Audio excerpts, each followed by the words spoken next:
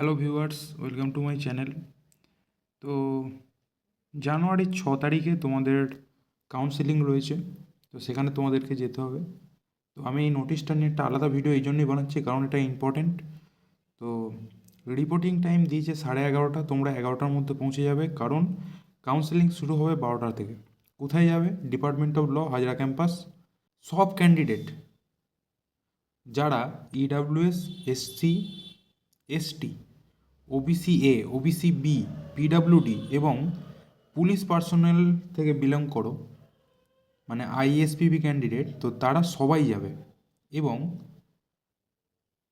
Rank 1 to 100, যাদের rank 1 থেকে 100-র মধ্যে রয়েছে এন্ট্রান্স মেরিট লিস্টে, তারা সবাই যাবে। অনার্সের যে মার্কস মেরিট লিস্টটা বেরিয়েছে, তো সেখান থেকে যারা নাম উঠেছে সবাই যেন যাবে, কিন্তু এন্ট্রান্স মেরিট লিস্ট থেকে 1 থেকে 100 অব্দি যেন যাবে। এবার হচ্ছে কী কী নিয়ে যেতে হবে। তার আগে একটা জিনিস বলে দিই, কাউন্সেলিং কিন্তু শেষ হয়ে যাবে যখন সিটগুলো ফিল আপ হয়ে যাবে, তো টাইম মতো পৌঁছানো কিন্তু খুব ইম্পর্টেন্ট। এবার এই যে কাউন্সেলিংটা হবে, তো এটার জন্য কী কী নিয়ে যেতে হবে। তো অরিজিনাল হল টিকিট, সিইউএলটি পিজি মানে ক্যালকাটা ইউনিভার্সিটির যে এলএলএম এন্ট্রান্স এক্সাম, সেটার হল টিকিটটা নিয়ে যাবে। Original admit cards and marksheet of BA LLB and মানে এলএলবি এবং বিএ এলএলবির যে মার্কশিট বা অ্যাডমিট কার্ড রয়েছে সেগুলো নিয়ে যাবে। আচ্ছা, এবার হচ্ছে অরিজিনাল ইডাব্লিউএস, এসসি, এসটি বা তোমাদের যে কাস্ট থেকে তোমরা বিলং করো সেই সার্টিফিকেটটা নিয়ে যেতে হবে।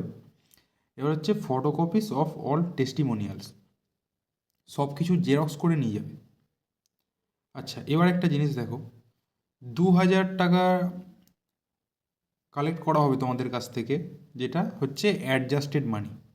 অ্যাডজাস্টেড মানি কি? এটা অ্যাকচুয়ালি কোশন মানি, মানে অ্যাকচুয়ালি এটা বলতে পারো তোমার যদি তোমার 8,000 টাকা ফিস হয়, তো 2,000 টাকা আগে নিয়ে নেবে, একটা রিসিপ্টে লিখে দেবে।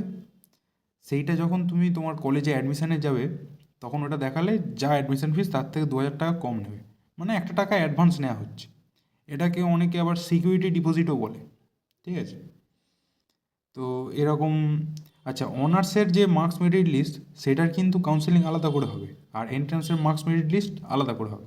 তো এরকম কিন্তু কখনোই নয় যে যারা অনার্স করছে তারা আগে সব সিটগুলো পেয়ে যাবে, আর যারা এন্ট্রান্স থেকে যাচ্ছে তারা কিছু সিট পাবে না বা কয়েকটা সিট পাবে, এরকম কোনো ব্যাপারই নেই। পুরো সিট আলাদা আলাদা করে হবে।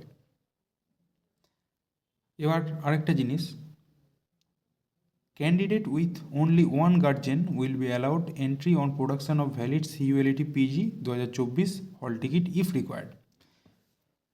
তো তোমাদের যদি একজন করে গার্জেন নিয়ে যাওয়ার ইচ্ছা হয়, তো একজন করে গার্জেন নিয়ে যেতে পারো, একজনের বেশি গার্জেন কিন্তু অ্যালাউ হবে না। একাও যেতে পারো, কোনো অসুবিধা নেই, তবে আমি বলবো একজন করে গার্জেন নিয়ে যেও। আর অ্যাডমিশানের ডেট, এই যে তোমাদের 6 তারিখ যে কাউন্সেলিংটা হবে, তো 6 তারিখ যে কাউন্সেলিংটা হবে, তো সেইটার কাউন্সেলিংয়ে চান্স পাওয়ার পরে তোমাদের অ্যাডমিশান তো সঙ্গে সঙ্গে হবে না।